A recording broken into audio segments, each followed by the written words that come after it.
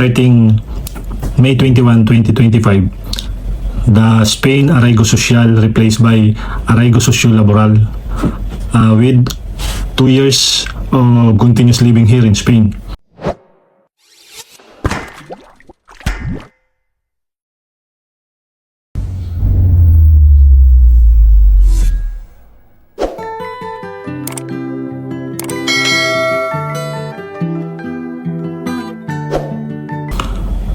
Hola mga kabayan, welcome sa aking YouTube channel, Tutong Rods TV. Sa video na to ay pag-uusapan po pala natin kung paano nga ba makapag-apply ng residence permit dito sa bansang Spain. At meron po pala tayong good news. Starting May 21, 2025, the Spain Arraigo Social replaced by Arraigo Socio Laboral with 2 years of continuous living here in Spain. Yes po, kailangan na lang po nating tumira dito ng 2 taon na dire-diretso bago tayo makapag-apply sa Arraigo Socio Laboral. Hindi na po siya 3 years. Dati kasi 3 years po yun. Kaya swerte po nating mga bago kasi 2 years na lang po ang atay natin. Bali po ako ay 1 year na po ako dito. 1 taon na lang po makapagpaprocess na po tayo ng ating residence permit. Wow! So ano nga ba ang Arraigo Socio Laboral na tinatawag nila?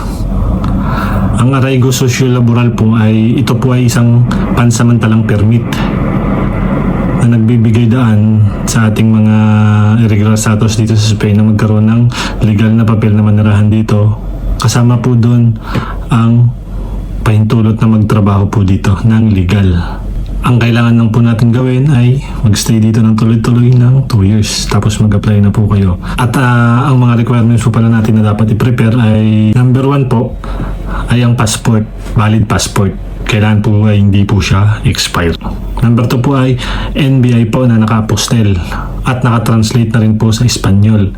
Siyempre mag-apply ka po dito ng residence permit mo sa Spain. Kaya kailangan naka-translate po yun sa lingwahe nila. Ang number 3 po ay yun nga po, kailangan mo po dito magstay ng 2 years continuous living here in Spain. So paano mo po mapapatunayan na naging 2 years ka po rito? Ang kailangan mo po ay ang empadronmento. Ano nga ba ito ang empadron? Ito po ay nagpapatunay ito na dito ka po nakatira at dito ka po naninirahan sa Spain. Ito po ay pagdating mo po dito, for example, dumating ka po rito, yung titirahan mo po na bahay ay kailangan magpaparegister ka po doon na doon ka po nakatira. I-register ka po ng may-ari ng bahay. Tapos bibigyan ka po ng papel.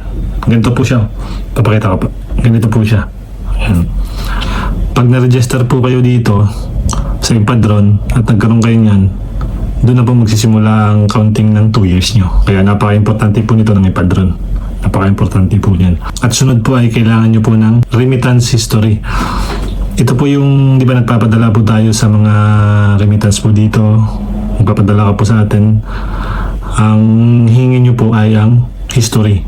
Hingi po kayo dun sa remittance center ng history. Hindi po yung resibo ha, yung history nyo po. Yun po ang kailangan. Tapos po ay ang history po ng bank statement nyo. Kung meron ka pong bangko rito, kailangan nyo pong kumuha sa bangko nyo ng ang history ng bank statement nyo po.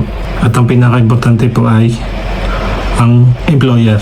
Kailangan po meron ka pong employer na pipirma sa kontrata, nagbibigay ng kontrata sa iyo, nagbibigay ng trabaho sa iyo na at least 20 hours per week. Kailangan po nila ay bigyan ka ng kontrata, pipirmahan nila na nagpapatunay na kukuhanin ka nila. Yung pinaka-importante kasi kahit na nakompleto mo na po lahat ng requirements, kung wala ka pong employer, hindi ka po makakapag-apply kasi kailangan mo po ng kontrata. Yung pipirma po nun, kailangan yung magiging employer mo.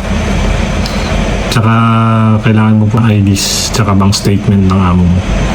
Kung sakasakaling kung sino man ang kukuha sa iyo, kailangan ng bank statement ata nila, tsaka yung ID nila at pirma.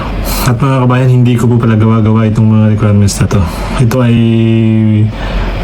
mayroon tayong kaibigan na kakaprocess lang niya at tinanong ko kung anong mga requirements na hiningi sa kanya. At yan po ang mga binigay niya sa akin. Kung may mga tanong po kayo, itanong nyo lang po sa comment section at subukan po nating sagutin lahat yan at magre-research po tayo, magtatanong tayo dito kung hindi ko po alam yung magiging tanong nyo, ipagtatanong po natin dito sa mga marurunong. So mga kabayan, sana'y nakatulong itong video ko sa iyo o nakadagdag ng kaalaman mo. Kung nagustuhan nyo po at nakatulong sa inyo, paki-like naman at pa-subscribe ng aking YouTube channel at pahit ang notification bell button para maging updated po kayo sa susunod nating video. Salamat! Adios!